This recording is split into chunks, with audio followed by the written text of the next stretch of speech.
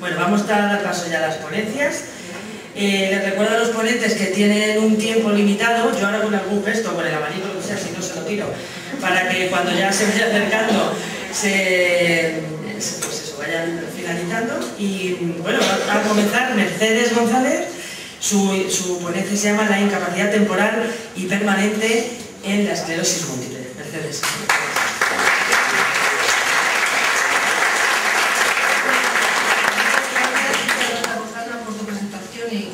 Agradecer también a José Antonio el haberme invitado a estas jornadas. Para mí es un honor poder aclarar en algo esta legislación de la legislación española sobre la incapacidad, y también es un reto, porque pedirle a un abogado que sea breve y ameno, pues vamos a ver lo que puedo hacer. Voy a poner, para quitarme la copa, voy a poner de pie, a ver si así sea más dinámico. ¿Ya se ve? Sí. Sí, pegadito. Bueno, pues como ha dicho Rosana, mi ponencia trata sobre la incapacidad de los organismos jurídicos españoles, que voy a seguir en la incapacidad temporal y la incapacidad permanente. Dado el tiempo, porque bueno, así me lo han dicho, soy muy disciplinada. Los ámbitos de estudio que quiero tratar es el sistema de la seguridad social, hacer una breve exposición del Estatuto de los Trabajadores, muy breve, sobre todo en relación con la nueva reforma, y si un poquito lo que viene estableciendo la jurisprudencia en esta enfermedad de los Ahí, ¿se oye mucho? No, es porque no sé si antes no se me oye o se me oye ahora. Vale. Bueno, el sistema de la seguridad social, como todos sabemos, tiene el fin de una acción protectora. Esta acción protectora consiste en una asistencia sanitaria, en la recuperación profesional y prestaciones económicas, así como prestaciones familiares y servicios sociales. Estos servicios sociales se centran en la educación y rehabilitación de inválidos y asistencia a la tercera edad. Yo me voy a centrar en lo que son las prestaciones económicas. Como digo, la seguridad social tiene como fin la acción protectora y ha de garantizar la protección de determinadas situaciones de necesidad real o presunta mediante un sistema de la concesión de prestaciones.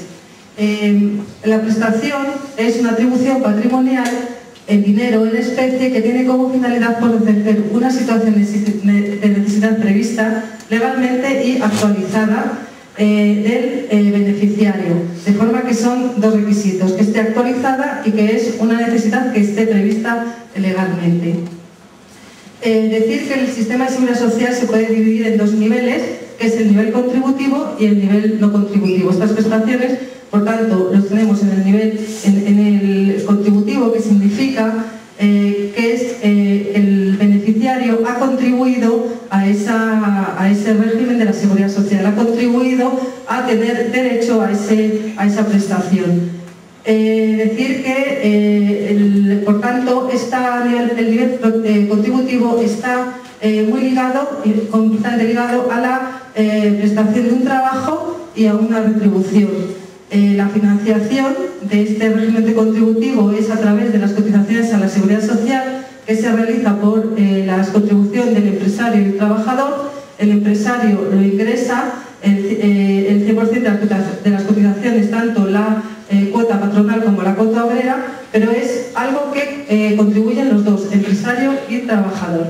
Y en este caso, en las pensiones contributivas, la gestión es del INS, salvo casos especiales como es la prestación por desempleo, que le corresponde a los servicios públicos de empleo estatal.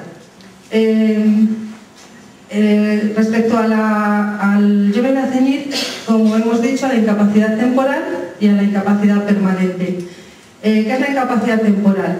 La incapacidad temporal es la suspensión del contrato de trabajo derivada de la incapacidad de ganancia generada como consecuencia de una imposibilidad sobrevenida y temporal que conlleva la necesidad de recibir asistencia sanitaria. Nos podemos encontrar en distintas situaciones por incapacidad temporal, que es por una enfermedad común o profesional, un accidente sea o no de trabajo, y por los periodos de observación en el caso de enfermedades profesionales. De forma que la incapacidad temporal tiene 3 elementos básicos, que son la incapacidad para el trabajo, que ha de ser temporal y se precisa de asistencia sanitaria. Bueno, la incapacidad para el trabajo es una limitación funcional que impide realizar las funciones propias de una determinada profesión, pero esta imposibilidad no significa que sea absoluta, de forma que es compatible con la pluriactividad o pluriempleo. La diferencia entre pluriactividad y pluriempleo es que la pluriactividad son 2 actividades, que puede ser una del régimen general y otra del régimen, por ejemplo, de autónomos por cuenta propia, y el pluriempleo son siempre actividades del régimen por cuenta ajena. Decimos, por tanto, que una persona puede estar incapacitada temporalmente para una profesión, por ejemplo, de peón albañil, pero puede seguir realizando una labor de gerente de una sociedad que tenga, que sea administrador de sociedad y esté dado de alta en el régimen de autónomos. De forma no precisa una imposibilidad absoluta. Se precisa de asistencia sanitaria y esta la tienen que dar, tiene que ser preceptuada por los servicios públicos de empleo, es decir, la baja, el alta y los partes de confirmación le corresponde a los servicios públicos de empleo.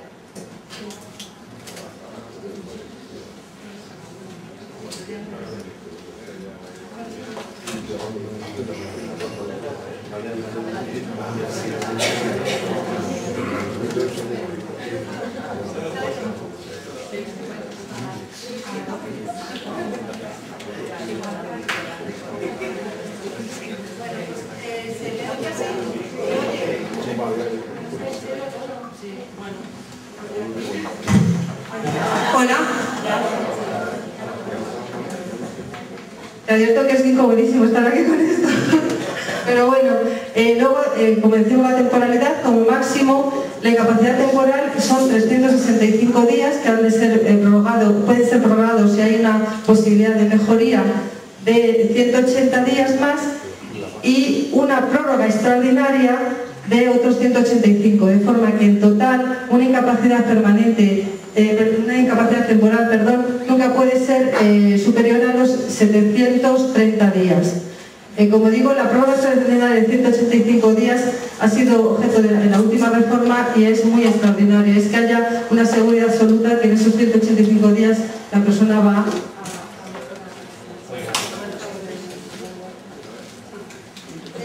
En la prestación técnica de la incapacidad temporal. Bueno, esta prestación económica es una prestación periódica de percepción limitada de tiempo y supone un porcentaje de la base reguladora. ¿Qué es la base reguladora en el caso de incapacidad temporal? La base reguladora es la base de cotización del mes anterior a la fecha de baja. La base de cotización es la nómina, que es la suma de los ingresos cotizables con la cuota de pagas extras. Normalmente es sobre la que se realizan los descuentos para la seguridad social. Sobre la que se realizan los descuentos para hacer las cotizaciones a la seguridad social. También conviene hablar de la base diaria, que es la que es el resultado de dividir esa base de cotización entre el número de días al tiempo que se refiere esa cotización. ¿Cuándo es interesante la base de cotización diaria? Cuando, por ejemplo, el trabajador está en una IT, entra en proceso de IT y no lleva un mes en la empresa o no lleva todos los días del mes anterior en la empresa.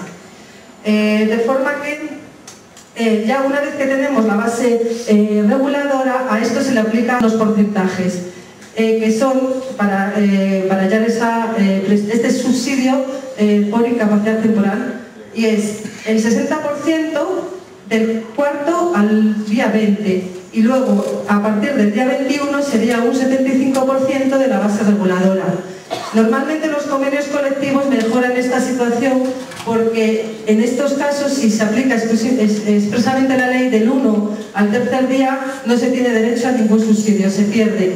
y solo es a partir del cuarto día cuando el trabajador en incapacidad temporal empieza a percibir dinero.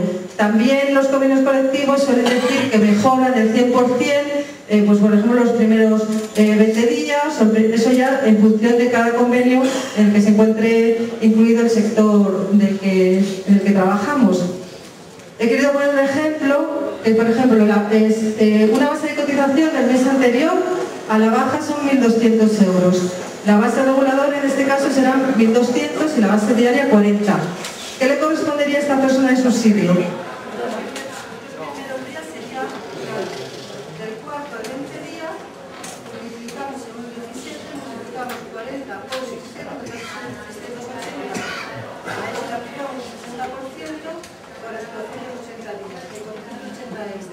Del día 21 al 31 son 11 días, 11 por 40, 44, a los cuales se aplica el 75%, son 360 días. De forma que el subsidio en el primer mes de incapacidad temporal a esta persona le corresponden 810 euros. El segundo mes ya será el 75% de la base de cotización y subirá a 900. Ahora paso a hablar de los beneficiarios. Los requisitos que han de cumplir los beneficiarios para tener derecho a una incapacidad temporal, y siempre voy a ceñir a la enfermedad común porque es el caso que nos ocupa. La enfermedad común se necesita estar dada de alta en el régimen de la seguridad social o en situación similar al alta. ¿Cuáles son las situaciones similares al alta? En el momento de las vacaciones, en el caso de desempleo, en el caso de las suspensiones de desempleo, porque hay tenemos que tener un periodo mínimo de cotización que son 180 días de cotización en los 5 años inmediatamente anteriores al momento de la baja. ¿Cuándo se extingue la incapacidad temporal? Pues se extingue por el transcurso máximo del tiempo, por el reconocimiento o recibir una presión de jubilación, es decir, que no son compatibles nunca con la presión de jubilación. Cuando una persona llega a los 25 años ya siempre va a recibir su presión de jubilación. Por una incomparecencia injustificada a revisiones médicas del INS o de la mutua.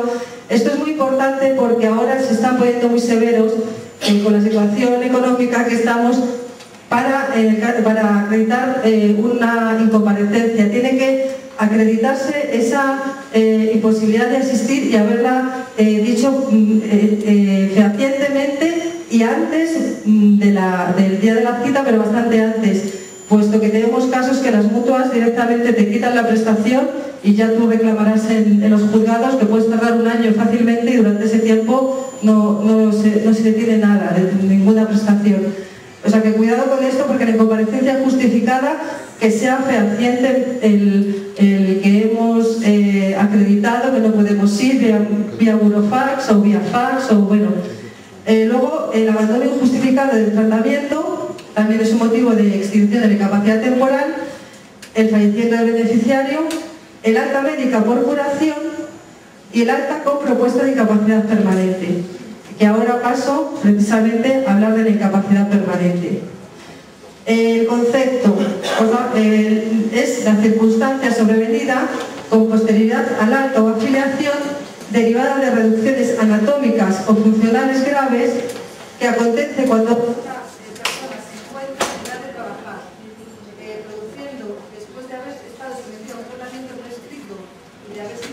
dado de alta médicamente, disminución o modulación de su actitud para trabajar, de su actitud laboral de manera permanente. Esta característica de incapacidad permanente, nos encontramos con una determinación objetiva. Tiene que haber una constatación médica, no puede ser que yo estoy mal, no puedo trabajar, no. Tiene que ser prescrito médicamente. Son lesiones definitivas e incurables o una duración incierta o a largo plazo y una reducción grave en la perspectiva de la incidencia laboral. Tiene que haber una disminución superior al 33% de la capacidad para trabajar. La capacidad permanente tiene distintos grados. La primera, la menos limitante, es la incapacidad permanente parcial para la profesión habitual, incapacidad permanente total para la profesión habitual, la absoluta y la gran invalidez. ¿Qué es profesión habitual? Pues es profesión habitual aquella a la que se haya dedicado el trabajador durante los últimos 12 meses anteriores al hecho causante de la incapacidad temporal, porque normalmente la incapacidad permanente viene a posteriori de una incapacidad temporal. El procedimiento, para que seamos, nos reconozca una incapacidad permanente, lo puede solicitar el beneficiario, puede ser solicitado por los servicios médicos o por la mutual. El INS inicia el procedimiento y lo tiene que instruir y resolver. Antes de resolverlo tiene un dictamen propuesta de los equipos de valoración de incapacidades, que es lo que se llama el tribunal médico, y no es vinculante, pero normalmente siempre van a tener ese criterio médico que van a seguir. La resolución ha de ser expresa y contra esa resolución se ha de poner en el caso de que sea negativa o no responda a nuestras expectativas, una reclamación previa en el plazo de 30 días, y contra la resolución que resuelva la reclamación previa cabe una demanda ante el juzgado de lo social en el plazo de 2 meses. Decir que para poner demanda ante el juzgado de lo social es fundamental que vayamos previsto de un informe médico, de un informe pericial, porque de estos procedimientos de incapacidad permanente, para reconocimiento de una incapacidad permanente, al final quien va a ser lo que va a ser determinante para que se le conceda o no es el informe de un médico. En este caso los abogados somos un poco tramitadores, el juez no sabe de medicina, entonces ese médico perito con el cual tenemos confianza y además defienda bien su informe en juzgado es el que nos va a hacer que nos den la razón. Iba a decir ganar, pero no se trata aquí de una lucha, es simplemente que nos den la razón, que nos digan que tenemos razón o no tenemos para ser beneficiarios de una incapacidad permanente total. Paso a hablar de la incapacidad permanente parcial. Como decía, ocasiona una disminución no inferior al 3%, es obligatorio estar afiliado en INALPA. ¿Qué periodo de cotización necesitamos? Si somos mayores de 21 años, 1.800 días cotizados en los 10 años anteriores a haber iniciado la incapacidad temporal. Si somos menores de 21 años, tener cotizados la mitad de los días que van del periodo de cumplir 16 años hasta el hecho causante de la incapacidad. ¿Qué indemnización a la que tenemos derecho? Es a 24 mensualidades de la base reguladora que hemos hallado para el caso de la incapacidad temporal, es decir, la base de cotización del mes anterior a la fecha de baja. No supone una extinción del contrato laboral.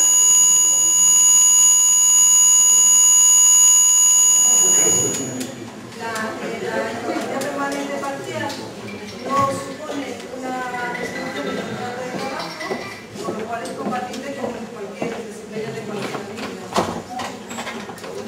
Ahora pasamos a hablar de la incapacidad permanente total. A ver. Sí, vale. La incapacidad permanente total pues nos impide toda tarea para la profesión habitual, que es la que hemos definido antes, que es la que nos dedicamos en los 12 meses anteriores a la fecha de incapacidad temporal. Tenemos que tener un grado de minusvalía de por lo menos el 33%, estar afiliado y en alta o asimilado, en situación de asimilado.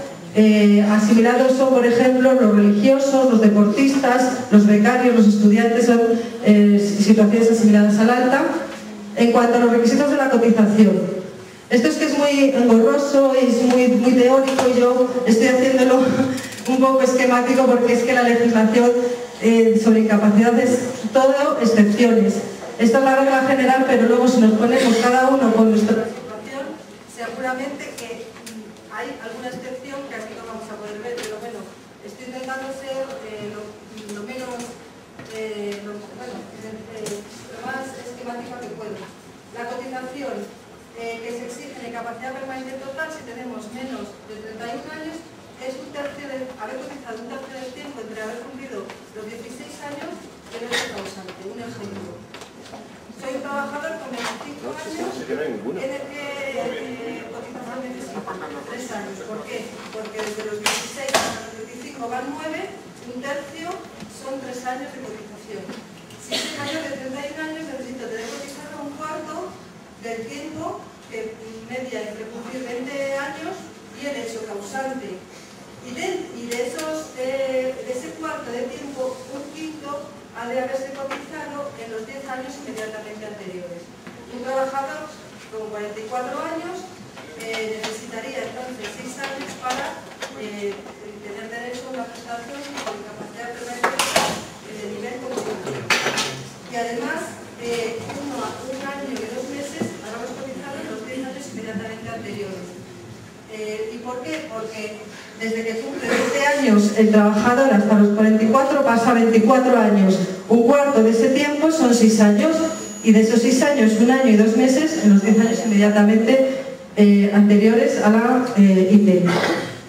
¿Qué prestación tenemos a la que tenemos derecho en el caso de incapacidad permanente total? Pueden ser dos, o una pensión mensual, una pensión vitalicia o una indemnización.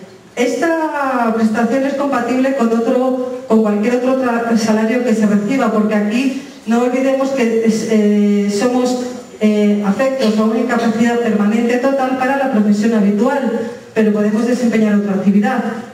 O sea que esta es compatible con otro empleo. La pensión vitalicia consiste en un 55% de la base reguladora. ¿Cuál es la base reguladora en caso de incapacidad permanente total? Pues es el resultado que el cociente que resulta de dividir las 96 bases de cotización inmediatamente anteriores entre 112. Pero estas 96 bases de cotización, las 24 inmediatamente anteriores es por su valor nominal. Y a partir de la 25 vamos a hacer una actualización de ellas por un sistema súper complicado de actualización con los IPCs, la diferencia del IPC del mes del año actual y el año en que se va devengando cada base de cotización, y eso lo hace la Seguridad Social con un sistema informático y perfectamente no nos van a engañar y nos van a hacer muy bien. Y sobre esa base reguladora se le aplicarían los porcentajes que están previstos para la pensión de jubilación. En cuanto a la indemnización de edad avanzada, esta indemnización es cuando el beneficiario tiene menos de 60 años, lo ha de solicitar en el plazo de 3 años desde que se reconoce que está afecto de incapacidad permanente total y además ha de acreditar que está trabajando por cuenta propia o ajena. Esta dura hasta los 60 años. A partir de los 60 años empieza a cobrar la pensión vitalicia con las actualizaciones que se hayan producido. En el caso de ser mayores de 55 años, esta pensión se puede incrementar, bueno, tanto una como otra, tanto sea de cara a la indemnizatoria o la pensión vitalicia, con un 20% adicional siempre que lo solicite el beneficiario y cuando acredite que tiene gran imposibilidad de acceder al mercado laboral, bien porque no tenga preparación, porque tenga una limitación que corresponda a esto, le corresponde al beneficiario probarlo, pero vamos, tiene derecho a incrementar su pensión en un 20%. La incapacidad permanente absoluta, esta impide por completo la profesión u oficio, pero hay que decir que es compatible con ciertos trabajos que no sean incompatibles con la limitación que ha sido objeto por la que le han dado esta incapacidad permanente absoluta. Extingue el contrato de trabajo en el que tuviera vigente el beneficiario. En cuanto a los requisitos de cotización, tener cotizados 15 años, 3 de los cuales han de estar dentro de los 10 últimos, y en este caso se tiene derecho al 100% de la base reguladora hallada de la misma forma que hemos hallado para la incapacidad permanente total. La ley de impuestos generales del Estado establece unas cuantías mínimas y máximas. La mínima para el 2012 se divide en cónyuge a cargo, no cónyuge a cargo o cónyuge vamos, sin cónyuge, ¿no? De su cónyuge, bueno, con cónyuge a cargo serían 763 euros, sin cónyuge a cargo 618 y con cónyuge no a cargo 587. De forma que lo mejor es no tener el cónyuge no a cargo, es muy malo, es lo peor. Así que nada, ese es cónyuge que se acabe. Y luego la cuantía máxima para el 2012 son 2.522,89 euros. Esto lo establece cada año la ley de presupuestos. Ya pasamos a la gran invalidez. La gran invalidez es aquella situación en la que el trabajador precisa de alguien para las tareas primarias de las más elementales de la vida. Son los mismos efectos que la incapacidad permanente absoluta, pero se le añade a la prestación bien que si viene por una incapacidad permanente total o una absoluta, unos porcentajes, o el 45% de la base de cotización mínima para el año en el que estemos, que establece la ley de presupuestos, o el 30% de la base de cotización que tenía el trabajador. Aquí la ley establece la prestación de incapacidad permanente total o la incapacidad permanente absoluta. Hay que decir que aquí, si nosotros tenemos una gran invalidez que se deriva de una incapacidad permanente total, es inferior porque es el 55% de la base reguladora. En cambio, la incapacidad permanente absoluta es el 100% de esa base reguladora.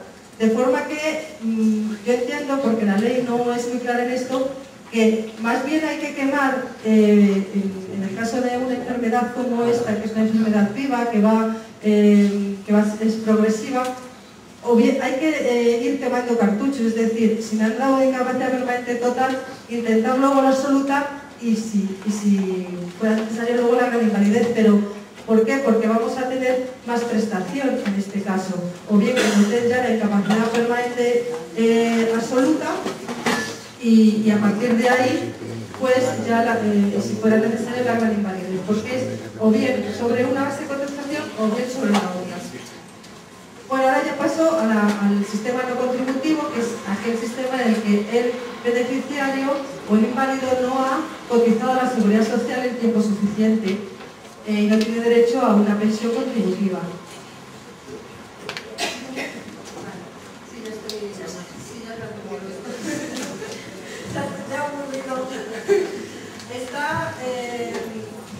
¿Sí? Ahora sí. Bueno, pues es para el caso en que el beneficiario no cumpla los requisitos, tenemos que tener las deficiencias permanentes físicas o psíquicas. El organismo en este caso es el INSERSO o el organismo competente de las comunidades autónomas y el inicio del procedimiento es por el interesado y la administración tiene 90 días para resolver. En caso de que no resuelva, se entiende desestimado. Los beneficiarios han de ser mayores de 18 años, tener una minusvalía reconocida de más del 65%, residir en España durante más de 5 años, tener una discapacidad o enfermedad crónica como el 65%, carecer de rentas o ingresos que no superen la cuantía que está establecida para la prestación. Estas prestaciones se establecen en la ley de presupuestos y para el año 2012 son 5.008 euros al año. Y además, para tener en cuenta los ingresos, se debe de estudiar a la unidad familiar, que es el cónyuge y los parientes hasta el segundo grado. Ahí la administración hará un estudio de que no sea superior por cápita, por cabeza, la cantidad de 5.000 euros, que bueno, va en función de la cantidad de personas que ganan la unidad familiar, ahí va habiendo unos porcentajes. La cuantía, pues digo, que es 5.007 euros. Hay un complemento de un 50% en el caso de que las minusvalías sea la que se haya reconocido sea el 75%, y en el caso de que precise ayuda para otra persona, es decir, que se incrementa en el 50% con minusvalía superior al 75% y ayuda de otra persona.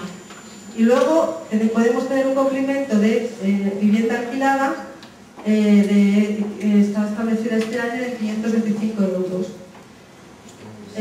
También estas prestaciones son incompatibles tienen ciertas incompatibilidades y compatibilidades. Son compatibles con las rentas que no superen el 35% de la pensión, es decir, si son 8.000 euros, pues el 35%, una renta o unos honorarios o algún tipo de trabajo que podamos realizar que no supere ese 35%. Es compatible con las ayudas a las víctimas de violencia de género, y también el legislador ahora ha reformado la situación con el fin de incentivar a realizar ciertos trabajos a las personas que tienen incapacidades y que no tienen derecho a las contributivas. Y sería compatible con un trabajo remunerado durante los 4 años siguientes al inicio de una actividad, es decir, que cuando tú estás iniciando una actividad y tienes una incapacidad no derecho a una incapacidad no contributiva, se te va a permitir que sigas trabajando siempre que la suma entre la pensión y el ingreso que recibas no sea superior a una vez y media el IPRE o el salario mínimo interprofesional. El IPRE es un índice que viene a ser muy parecido al salario mínimo interprofesional, de forma que se te permite entre una cosa y otra aproximadamente recibir unos 900 euros, porque el IPRE está en 538 y el salario mínimo en 640 y algo, 648, o sea, es más o menos esa cifra. Y es incompatible con cualquier prestación asistencial ya reconocida, con las que reconoce la Ley de Integración Social de Minusválidos, y hay que comunicar a la Administración cualquier trabajo que se vaya a realizar, porque en el caso de que se realicen trabajos vas a cotizar y vas a generar, o es posible que generes una pensión contributiva, pero si luego se extingue ese contrato de trabajo, tienes derecho a que se te retome esa prestación contributiva siempre que cumplas los requisitos.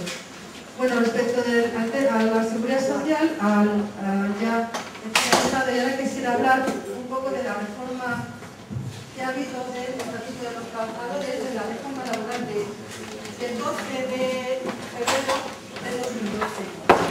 Aquí, como todos sabéis, se incluyó el tema del asentismo, que ahora ya está teniendo en cuenta el asentismo y el asentismo a nivel particular. Lo que pasa es que la